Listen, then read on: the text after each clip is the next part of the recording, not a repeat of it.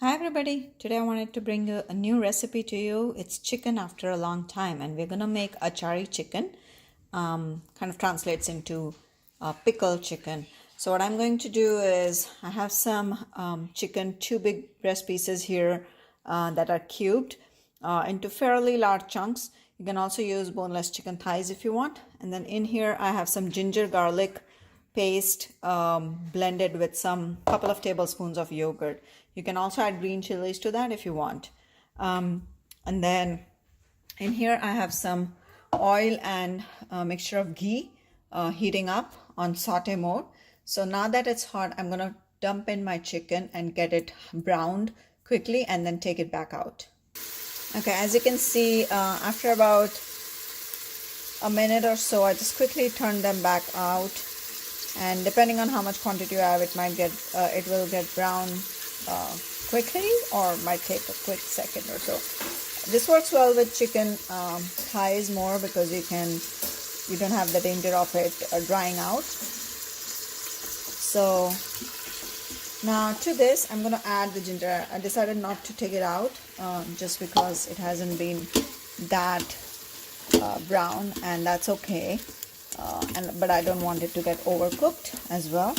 So just mixing this up. Give this a couple minutes, and then we're just gonna add about puree of 3 tomatoes in there. So before I dump in the tomato puree, I wanted to add about a tablespoon to 2 tablespoons of shan masala. You can use any masala. Today I'm using the Achari gosht masala. So I'm using the Achari gosht masala, but I'm making chicken with it. So I'm gonna do that, and then I want to put a little bit of green chili pickle because I don't have fresh green chilies, but fresh green chilies work really well. Okay, in went the tomato puree, and since it's cold, the temperature has come down. I'm gonna add a little bit of salt, a little bit tad more shan masala. Again, you have to adjust that masala based on your spice level, so just do that. Okay, so I also added about a half a cup of water in there. I'm not adding a lot. Generally, you might see recommendation on the packet to add a lot. That's because, one, I'm using chicken breast and they generally have a lot of water.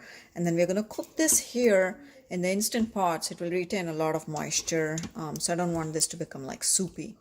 So I'm going to turn off the saute mode now, and then I'm going to turn on, cook this on the rice mode. So I'm going to put some rice on top here and then just turn on rice mode. So here I have about 3/4 cups of rice, added some salt to it, twice the amount of water, and some whole masalas. So this is just cloves, peppercorns, and a little bit of cinnamon stick in there. So all I'm going to do is put this in here. Take my lid.